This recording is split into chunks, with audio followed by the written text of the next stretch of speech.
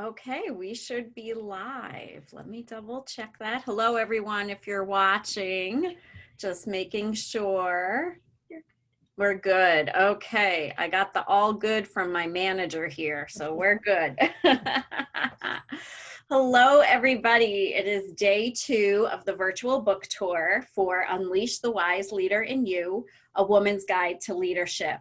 My brand new book that also comes with a workbook, an album, and a card deck. It is a complete system for women to really claim their leadership, unleash their ambition, and find their voice so that they can do their important work in the world. And today I am so excited to bring to you Kim Kleeman, a personal friend of mine and just a wonderful human being who has been a very successful business owner and a business coach and runs the networking group, the Inner Circle for business entrepreneurs. Welcome, Kim. Thank you so much, Dr. Donna. It's so great to be here. Thank you so much for being here. I was delighted when you said that you were coming on. So thank you so much. Of course. You are doing awesome stuff, and I'm all about the aspects of what you have written about, and so it's just great that we align in so many ways with that. Yeah, I appreciate that too. Kim and I both have a strong appreciation for positive psychology and lifting each other up and just really caring about people's success and wanting to do the best you can to make sure others are successful too. Yes, it's crazy how when you start down a path of being a leader and you sort of pick up the things that you want to lead with and lead by example, and then you start meeting other people who have those same values of what it really means. And part of the inner circle is putting all those people into one place, like Right. really good people that you can refer and do business with and trust. And that's kind of one of the core values that the inner circle brings for its members. Yeah, definitely. And it fits so well with wise leadership. When I talk about the 5 principles of wise leadership, which are claim your leadership, unleash your ambition, find your voice, lift each other up, and the power of purpose, they go so well with the inner circle and what everybody there brings to the table, like you said. Yeah, we could almost create the pipeline of the way that people engage into what we do similarly to those principles, because once people have a business and they've developed their brand, finding their voice as a leader, and we really are working with leaders who own companies and have staff, who are solopreneurs, who are trusted advisors in big firms. We are really empowering them to find their voice and then lift others up, because we didn't all get to where we are without some help. Right, right. So if you were to define wise leadership, Kim, how would you do it? It's a great question. My husband and I were talking about this a little bit earlier. He's a high school math teacher and coach. And so his thing about his analogy was, you know the difference between knowledge and wisdom, don't you? And I said, oh, what? And he said, well, one, knowledge is knowing that a tomato is a fruit, and wisdom is putting it in your fruit salad. And I was like, oh, I don't think I'm going to use that. But then I thought about it and I was like, that's a really easy way to talk about wise leadership. You can read all the books you want. You can get your degrees. You can pay, to be certified or get certificates. But really, at the end of the day, wise leadership is about taking what you've experienced and putting it into practice to better yourself and others around you. And that to me is a lot of what I live every day, is that I'm not any smarter than anybody else. In fact, probably not, but I am really, really great at taking things that I've learned and then, not making that mistake again, or pivoting or changing the way I do it the next time so that I get incrementally better as you go along. Yeah, definitely. And you made so many great points in there. For one of the reasons why I wrote the book and then created the whole system was because everybody reads books, right? We're reading, we're going to workshops, we do all this stuff. And you've heard me say this before, the research shows only 2% of people actually change from that. And why is that? Because we stay in knowledge and not that we don't move into wisdom. And unless you get the knowledge out of your head and actually into your life, you're not going to develop and grow from it. You're not going to make those changes. And so I really tried to give you a different layers of experience to really process. And when it comes to the album, it's all about neuropsychology, really, and rewiring your brain so that your subconscious doesn't keep tripping you up. That is a really good point, because I was just thinking that, whether I was a teacher or a business owner or a business coach leading a network like I am, one of the things that I have really learned is that, you have to want to get better. It doesn't just like, oh, you learned that mistake and then it doesn't happen to you again.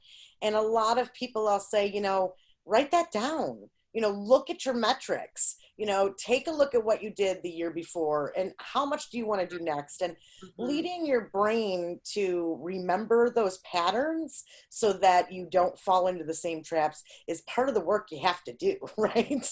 Right. It's not just knowing that you shouldn't cross this busy street. It's, waiting to actually wait your turn for that. That's the wisdom. Right. I mean, how many times are we coaching someone, Kim, and they say, I know what I'm supposed to do. I just can't get myself to do it. And they're frustrated with themselves. They say things like, I know better. And to me, that's a direct line that, your subconscious is tripping you up. And so even though on a conscious level, you want this goal, your subconscious has not bought into it. And so you need to fix what's going on there so that you can shift your mindset, which then shifts your actions. And then you get a lovely domino effect once you do that. Well, that's why we need you, Dr. Donna, because I can pinpoint what's wrong with the business with my clients. And I do talk about mindset, and we do have a lot of, things in common around that. But to be honest, when a business owner is stuck in that place, people like you and what you're doing are really important, because I can only say so many times, like, you're getting in your own way here, before it starts to become just kind of rude for me to say it again, and if they don't do the work that you're talking about, so I think, part of the curriculum will have to be your bundle, which I have to say, I mean, the book is great, but I love that you paired it with a workbook. I love that you paired it with the cards, the affirmation cards, which I already told you I'm a big nerd about. I've already ordered them. I'm excited.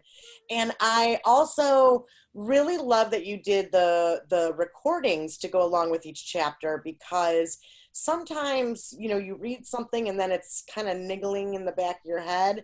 And I think what the recordings, and better than I, but those are meant to help cement those things for you. And I think that's just so important. And I mean, I hope you don't mind if I make recommendations for your book for my clients when they do get to that place. Oh, yes, I would love that. And, I think the work that we do, Kim, is so compatible because you are so good. I mean, growing up in a family business, having businesses, selling businesses, you are so good at the tactical and the nuts and bolts and those pieces. And then I kind of come in and do the inside work that needs to happen for you to up level in your business. Yeah, I mean, it's really great because honestly, when people had suggested that I become a coach, I was like, okay, I got to work with people for like a really short period of time. And if they don't get to the next level, I don't know what my patience is about that. And in fact, my brand is Accelerate Successfully, because it's very clear that when you work with me, I'm moving very quickly forward. And if there are blocks, and typically you find it because they're making the same error and the same kinds of things are falling apart for them over and over, it is important for them to stop and work on themselves. And I try to make them realize that The highest paid athletes do that. The highest paid CEOs do that. The top performers in almost every industry are using tactics to get beyond their own stuff. And you write about obstacles, and I talk about how, obstacles can become opportunities and opportunities can be obstacles. And so, you have to be able to identify those and be able to qualify them as a CEO. Is this worth our time, or is this not worth our time? Will we make money or lose money? And if their brain is foggy, or they aren't learning those lessons or clearing out that stuff that they've got, the whole organization is affected by that. Yeah, absolutely. Absolutely. And all of the strategies in the book and in the workbook, the album, all of it is really proven in science. It comes from positive psychology, but these are things, meditation, visualization, hypnosis have been used for a long time, but we're just now really proving it out in the science and how that actually changes your brain. In Madison, Wisconsin, there's the Center for Investigating Healthy Minds, and they're doing great work there. They've even had the Dalai Lama come out. And like you said, athletes, especially Olympians, have been using visualization for a long time. And it actually started with Russian gymnasts doing it. That's right. And yeah, and it's evolved over time. Really all professional athletes use it, because what happens is the brain can't tell the difference between a really good visualization, and what makes a visualization really good is diving into your senses. So that's something I definitely talk about in the album, really getting people to use, sight, sound, smell, touch, really put yourself in it. And then you're almost like tricking the brain and rehearsing. Another word for visualization is mental rehearsal. Yep. And so you trick your brain into seeing and believing that you're already doing it. Yeah, it's interesting because sometimes when you talk about this, people are like, oh, that's so woo-woo. And I'm like, really? Michael Jordan, I don't think anybody thinks Michael Jordan is woo-woo. And Michael Jordan was using visualization, and he talked about that and wrote about that. And it's funny you bring up the gymnast, because I was a competitive gymnast growing up, and there were two things that we were taught. One was that you needed to envision a perfect routine from start to finish before you went to compete. And that was that in your brain, you already did a perfect one of those routines, and so you could do it again, right? The second thing was that when you were in practice, if you made a mistake in your routine, you stopped and you went and practiced that part 100 times, so that your muscle memory and your fear were just worked out right then and there. And those, although in gymnastics, those were things that were like, they seemed really cruel, at 9, 10 years old, like 100 times. Right. But I also feel like what that built up for me was an understanding that that's kind of how you get to perfection. I'm not a perfectionist by any means. I tell my children that all the time. I tell everybody I work with, I make a lot of mistakes, but that rapid prototyping of making mistakes and then visualizing how it becomes perfect is visioning. And that's how business is built, and that's how strategy gets figured out. And so for me, I've been able to translate some of those early things that I learned into great business tactics that I don't know that I gave a lot of credit to my gymnastics coaches at the time for. Yeah, for sure. I was a ballet dancer, so very similar. Right? And it teaches you a lot that you bring into your business, that kind of perseverance and discipline and the repetition, right? And whether it's physical repetition or mental repetition, that's what you need to do to step into your leadership. It's the behaviors, but it's also, the mindset too. Yes, and it's also striving for more complication, for more challenge, for more difficulty, for more. And that, I don't know that will ever, I don't know when that slows down. I like to strive and learn and grow for more. And so, curious entrepreneurs are the ones I like to be around, because typically that means they're learning and growing. They're willing to try things. They jump into opportunities and see what it's about. And some call it adventure, some call it risk, some call it craziness, being an entrepreneur. But that's the adrenaline of creating things from scratch. I'm sure you felt that way when you were building your book, and the bundle is that this vision of what you had and then it coming to fruition is just such an amazing feeling to be able to get that out and share it with the world. Oh, absolutely. Absolutely. The last job that I had before I was in business for myself, I worked for someone for a bit and then I was back in business. And during the time I was there, my boss wrote a book and I thought, I've been wanting to write a book forever. Why aren't I doing this? And so it was something that I knew when I left that I had to do.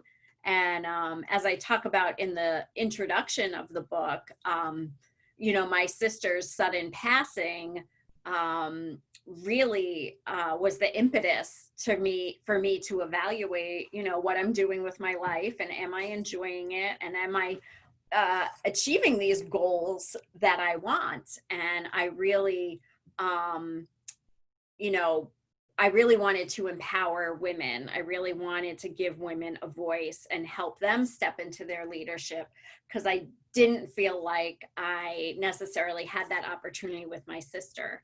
And this was a chance to do it differently, really. That's pretty great. I mean, I think that anytime that you can evaluate what you're doing and move it to the next level is important. And I think I just kind of had that. I feel like every 2 years I evaluate and shift. I went to 2 high schools, 4 colleges. Every 2 years I think I concept another business or brand.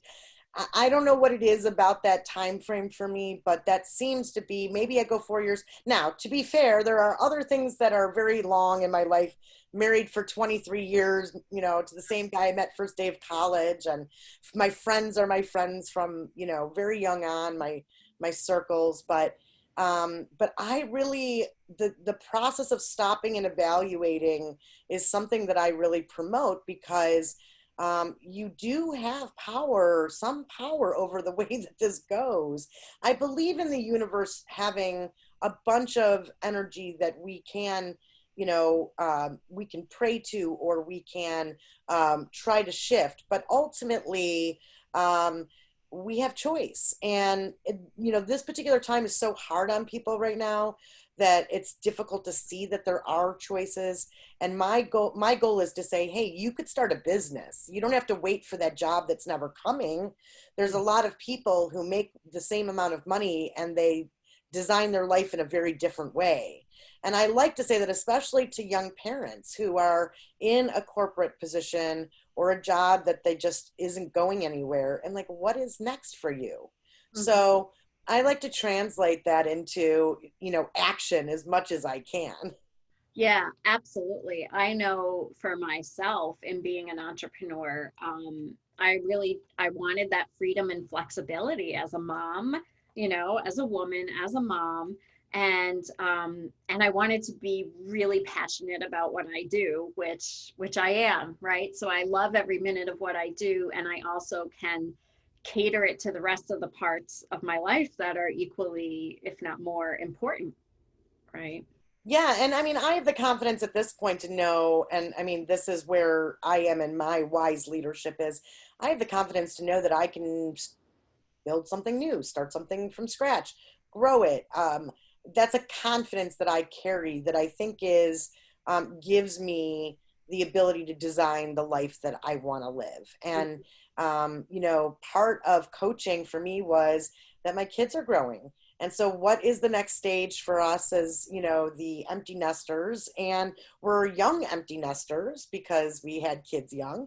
And so, what do you do? What's next? And for me, it's impact. It's really about positive impact. And this is where your positive psychology messages just get me, like, it makes me want to go back to school and, do more around that. Because I don't know what it is, but I am an optimistic person and I bring that into a lot. Doesn't mean I don't have bad days, and Those around me know that my temper can get pretty hot pretty fast, but for the most part, I just believe that things are going to work out. I believe in luck. I've got my green, my luck of the Irish on today. Right, I right. believe in that. I do believe that the universe does want you to be authentic and successful at the same time. Mm-hmm. Yeah, and I talk about in my book that I really believe that we're born with the things we're passionate about and our gifts and talents because we're meant to use them. Like that's the guide to our purpose. I firmly believe that. Otherwise, why be given these special gifts if you're not meant to share them and you're not meant to use them and spend your time doing them? Mhm. I just think that's so important. And in writing this book, I've told you this before, my personal mission is to create 1 million conscious leaders. Oh, I And love that. now, I can't coach 1 million people, I don't think. But, between coaching, speaking, writing these books, that's my goal. And this way, I can get it into the hands of a lot more people and hopefully, change their lives and help them lead with that authenticity and integrity and sharing their gifts and talents in the world. It's amazing. I Thank can't wait for you to do it. you. I know. Imagine the world we'll live in. It's just, I'll help you. yeah, I believe that. I believe that.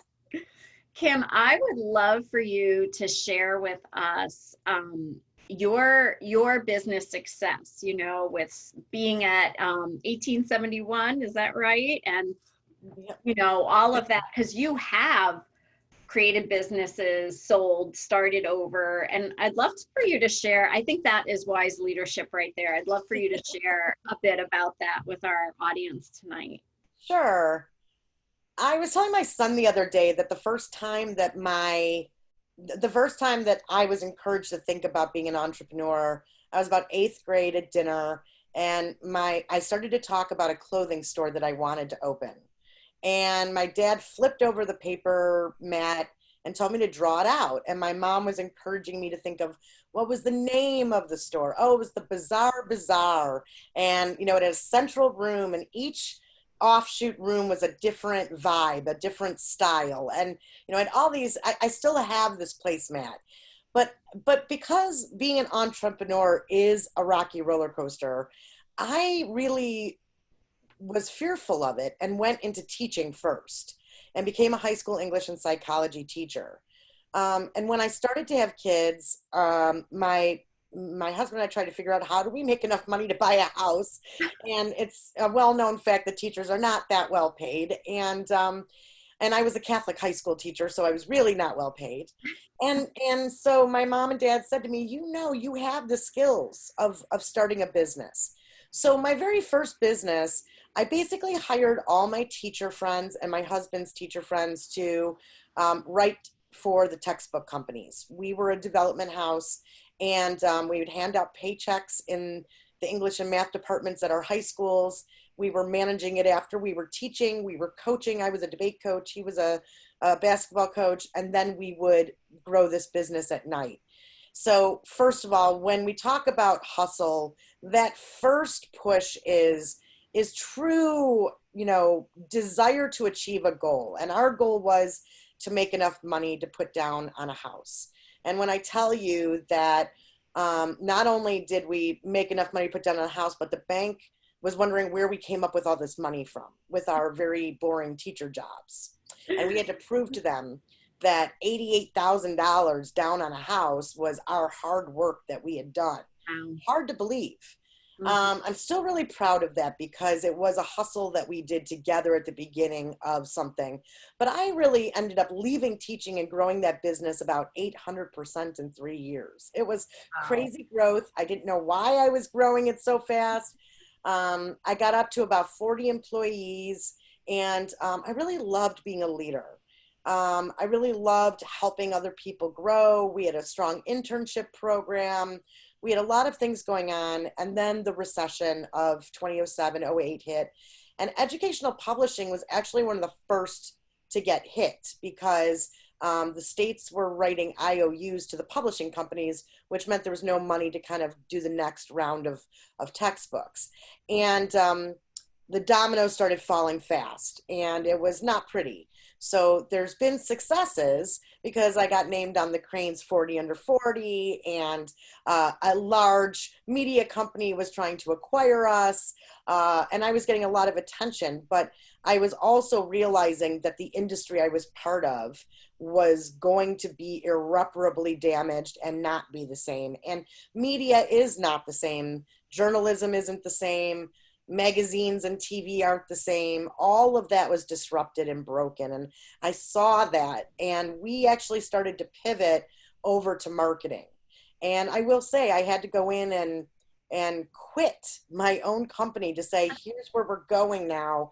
And I'm going to sort of, many of you are teachers and editors, this might not be the right next step for you.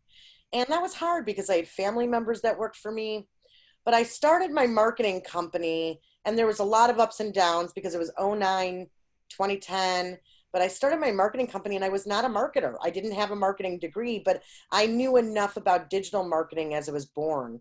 So Sunbeam Marketing Solutions, we basically helped companies get on the internet, tell their story, sell their products, and business to business marketing especially just did not have a lot of that. I was doing that for about a year. I was selling big contracts. We were fulfilling them, but I really kind of wasn't passionate about marketing services and selling that. And as my father would say, you could start a business on anything. Like, it wasn't that marketing was my passion. It was that I understood that the internet was going to be a tool for all of us. And I was lucky to have been born into the digital age, doing projects for people like Oprah's Network and Discovery Channel. And so I really did get a chance to really understand the back end of the internet. Pretty soon I went to my older brother, who's an entrepreneur, and I said, I want to just build my own stuff. I don't really want to build it for other people. Maybe they don't appreciate it enough, or I can't get paid enough to do it. And so we started to work with him and his partners to concept up a tech accelerator. And this was a real estate-based tech accelerator. I went out and did some market research and came back to them with ideas. And then we put together funding and a team to grow a real estate tech accelerator called Elm Spring that was at 1871. And it was great. We got to invest in over 40 companies, 40 startups. I learned so much about investing and real estate and everything, but I was marketing both outside and inside. And I was building a curriculum for startups on sales and marketing and scaling businesses. So we did that for about 5 years, and then we realized it was growing so fast. And my brother and I realized neither of us were going to go to the West Coast and, put a flag over there and East Coast. We weren't going to do that. So we started to, talk about selling it. And we actually did end up selling it to the National Association of Realtors, which they are doing a great job over there with the program, the portfolio. The executive director, Bob Gillespie, is still with the program. So that was a great way to transfer out of something that I built and exit in a positive way. And, we still have the portfolio of the companies that we invested in, and some are doing really, really well, which is really great. But I learned that this was a curriculum as a teacher. I was like, wait, I learned this stuff. So my coaching is based off of how to just scale really quickly. How do you take what you're doing and use top line sales and growth to do that? Well, along comes my sister, another entrepreneur, who says to me, why don't you, with all those people you met, why don't you create a networking community? And I said to her, because Joy, you are really organized and really good at process. And I'm really good at the vision and getting everybody into the room, but I can't sort of collectively keep this going. And so Joy and I partnered about 2 years ago to create the Inner Circle, and it's been amazing. It's a really unique network because it's like 60% women, 40% men. I brought it co-ed because I do business with my brothers and other men, and I felt like, what if it was women-led? What would that look like to have a network that was interesting like that? And then we, have small business owners, we have trusted advisors and everybody in there, and we have memberships for all levels of businesses. So between my sister and my brother sort of pushing me to think bigger, and they're two people that I challenge them as well all the time, they would tell you. And so to have just that family advisory board almost is just such a blessing and a gift. And we really do rely on each other in many ways that way. Yeah, that is really neat. I love family run businesses. And as a psychologist, I love them because they have so many dynamics. It's so fun and interesting. But I love that closeness and having people to bounce those ideas off of. And, in the book, I would say that's about assembling your tribe. Yes. Right? Because you need those people who are the ones who are going to lift you up, but also the ones who, when you share that big vision that other people are like, whoa, settle down. You're going to have these people like, yes, how do we help you? How do we make that happen? Have you thought about this? Well, in that way, I was sort of raised in a weird tribe, the entrepreneurial tribe, because if you brought a big idea, it wasn't ha ha ha, what are you talking about? It was, how do we make it bigger? How do we really blow that out? I mean, almost every one of my siblings tested the entrepreneurial waters. And some of us had a taste for it and some of us did not, right? But my family was really about the why nots. They're really, their mindset isn't about fear of not following rules. In some ways, I had to learn boundaries and rules because it's like, why not take the front parking space at Disney World, as we tease my dad? Like, Dad, it's like rows and rows and miles of cars. I think this is like the president of Disney's spot. No, it's open. It's just all about taking advantage of those opportunities when you can. Mm-hmm. Absolutely. Absolutely. Kim, what would you say are some obstacles that that maybe may affect women more than men as they're moving into leadership or they're already in leadership? Well, I talk to a lot of women who are in dire situations and need to shift. Sometimes it's that they know they're going to be let go. Sometimes they've been let go from a job. Sometimes they're getting a divorce. A lot of times they're getting a divorce. And they're really hard on themselves. And they want to tell me all the things they've done wrong. And, women are very reflective and introspective of sort of their skill sets. I think we're also often told that sort of this catch-all set of skills, the integrative way of doing things is unfocused. I used to be told a lot I was not very focused when I was very clear where I just was in a much bigger room than what they were seeing, And so I hear women say, well, I know I'm all over the place. And I'm like, no, this makes sense to me. Don't let anybody tell you that it's too complex or the way that it integrates doesn't make sense. Because women have been multitasking like that for years. We have had to juggle childcare, jobs, default parenting, all the terms that, we've learned as women. And it's not a hoax. They're true. And Right. Having raised 3 children while running businesses, the support you need, the tribe that you need, listen, you have to build it for yourself. And so you can't be hard on yourself. You have to believe in yourself.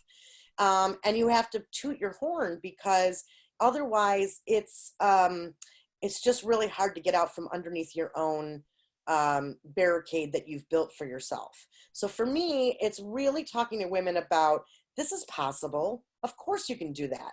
I was talking to a woman the other day and she just was in tears. She just hasn't been working since April. Her husband got sick. And I said, all right, well, if we're going to draw out like what you're going to make this year, how much do you want to make next year? 100,000. She was like, Kim, I was making 20,000. I'm like, okay, we have to reset this. You're smart.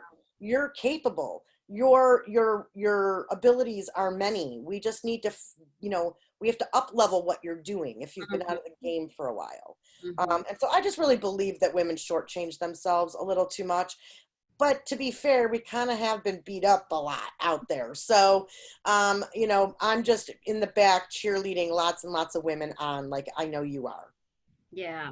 Yeah. I mean, that's one of the great things about coaching, and what I've heard people reflect back to me, like, you get me to see what's possible, and you get me to see the future as it could be. And that my excitement and enthusiasm for them helps them believe it too, right? They're like, oh, maybe that's not crazy. Um, Yeah, and mine's more like I get them there, I get them a customer. Like, let's just see what happens. Like getting a customer seems almost so hard for people at first. And you know, the sort of the engine that I've built is to market people and to lead people to deals and lead people to work together. And so it's not hard for me to bring an opportunity to somebody. And I try to do that when I see that people just don't even believe in their own skill sets anymore.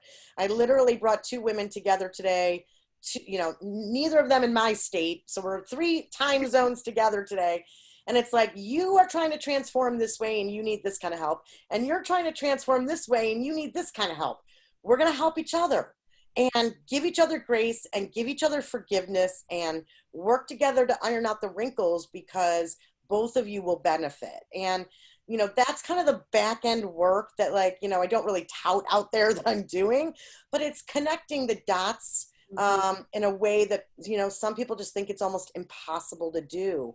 And just giving somebody an opportunity almost wipes away all those negative feelings because it's possible.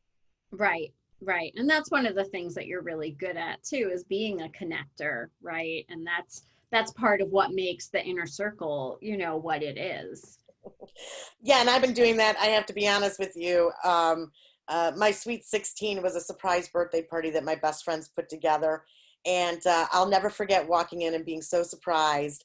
And then I realized it was all of these kids from different groups coming together. It was my youth group, and it was my sports teams, and it was my friends in the, you know, musical, and it was my theater backstage crew friends. These groups probably didn't necessarily mesh, you know, a good John Hughes movie. They didn't necessarily all mesh together, but because I was bringing them together, all kinds of friendships were forged out of that. And that's really the premise of the inner circle is, hey, you're really talented and cool at what you do, and others could, you know, refer you and use you. And by the way, this person's really good at what they do. And, you know, being able to refer people that you can trust, because we've put the inner circle sort of stamp on them, is a big part of what we're working towards, is building credibility and trust for people. Yeah.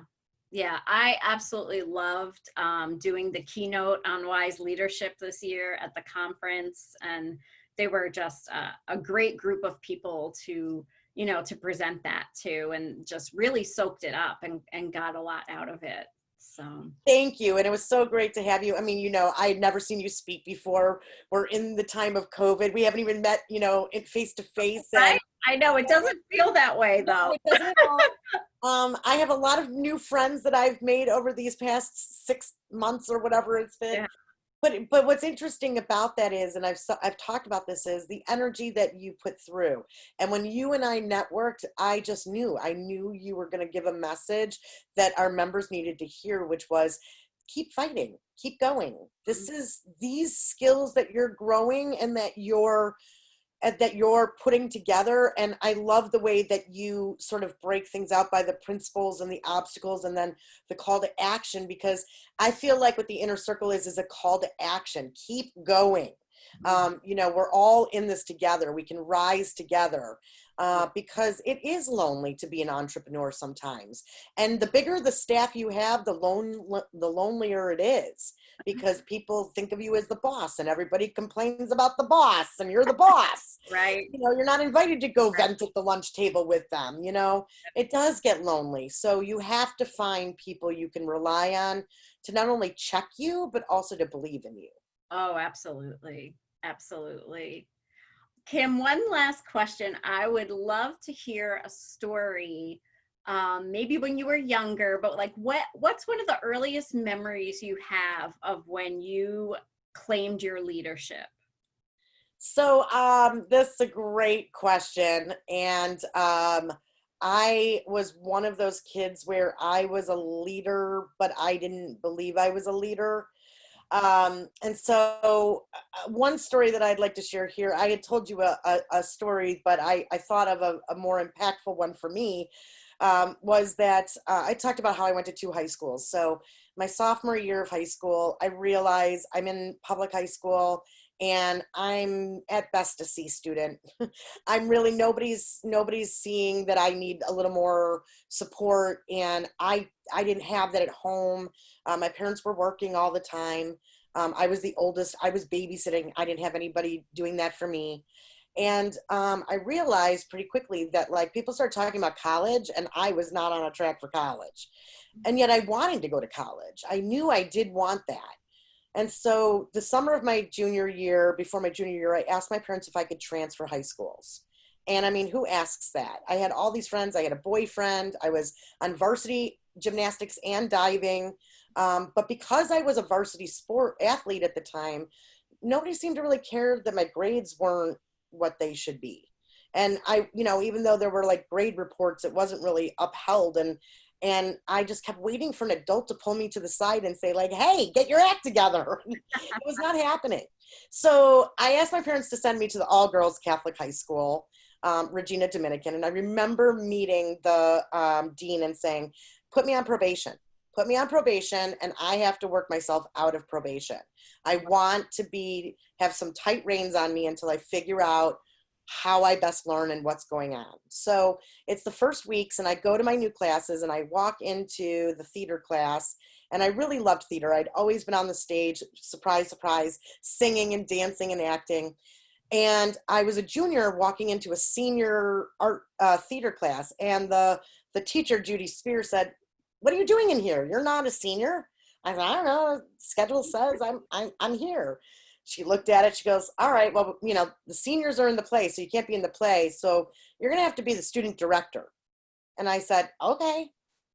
And that started for the next 2 years, a relationship with a teacher who has passed away now, who influenced me heavily. She had me student direct almost every single play they had.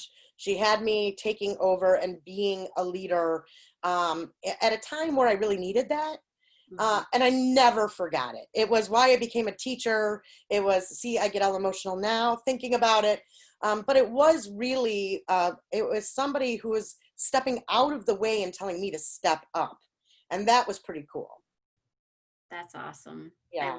But look at now I'm all. That's okay. That's what I love about authentic sharing, right? And authentically showing up as the wise leader, because it's about really being the fullest expression of yourself, right? Oh, I am that by now. That's for sure. That's what I love about you.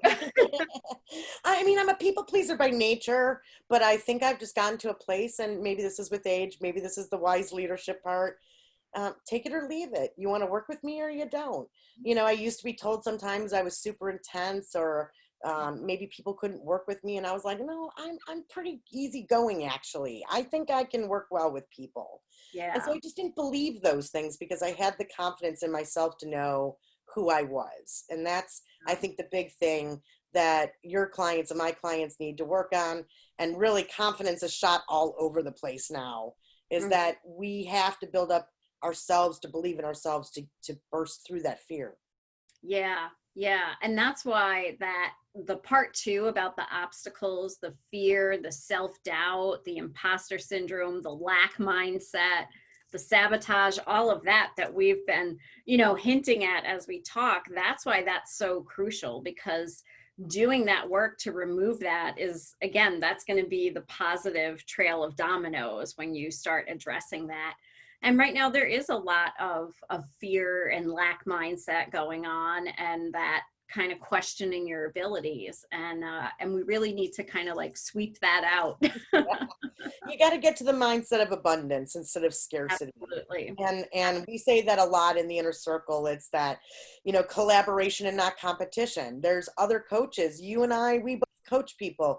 We are not competing, because what your skill set and my skill set are, like you said, are so complementary.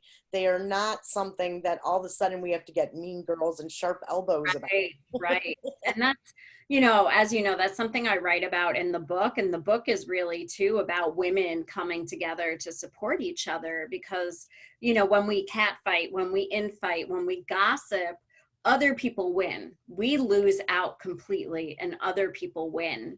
And another point I kind of wanted to circle back to, I know we're over our time a bit, but Such a good conversation. I know it's hard when we get together, right?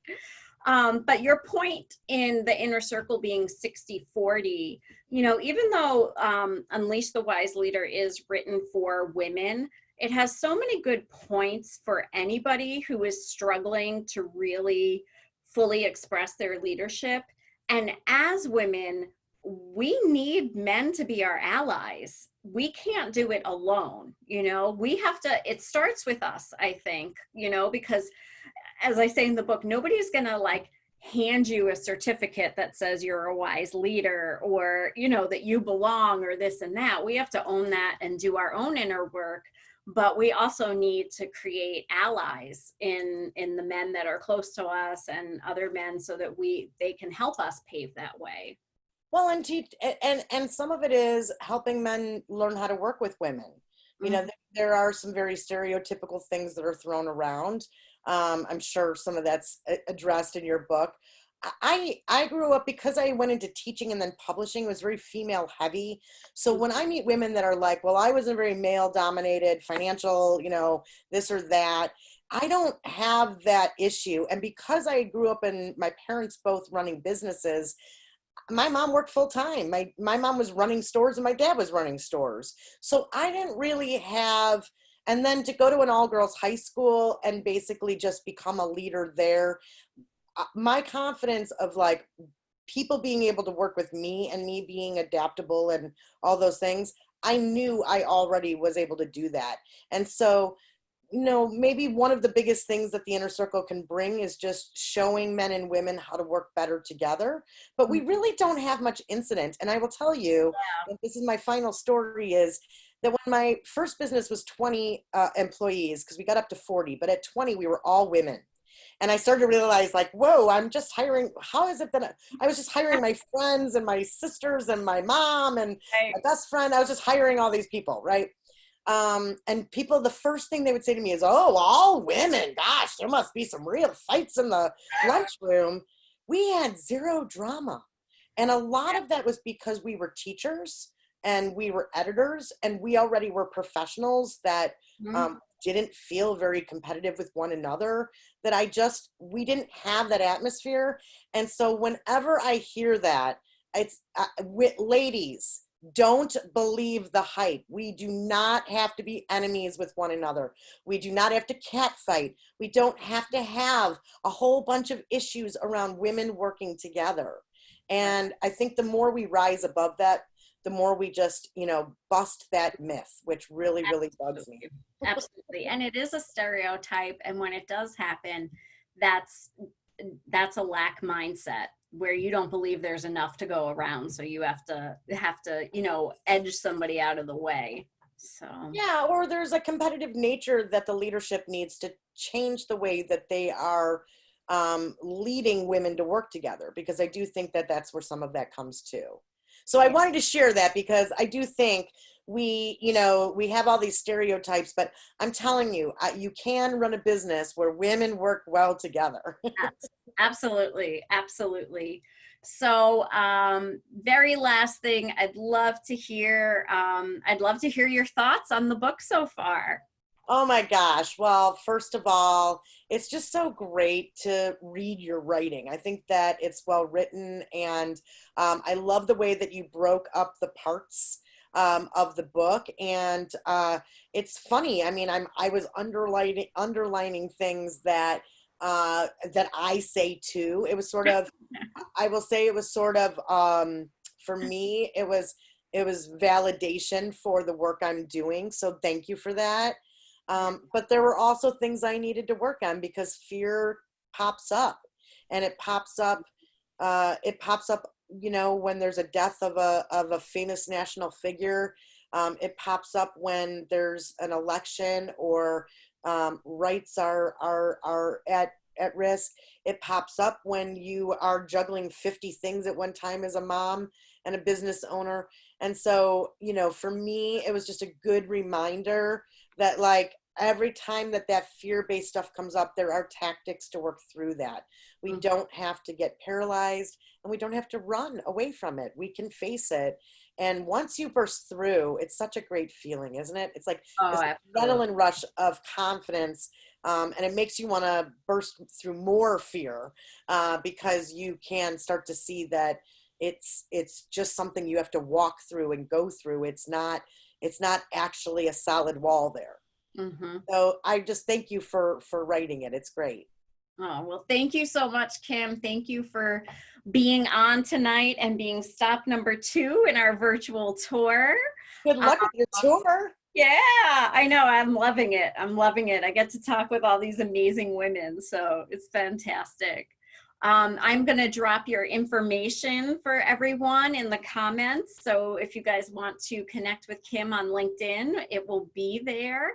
And any questions that we need to address? No. Okay. Awesome. Yes. All right. Well, I will see you soon. And thank you so much for being on here, Kim. Thank you, and good luck with your book tour. Take Thank care. you so much. All right. Bye. Bye-bye.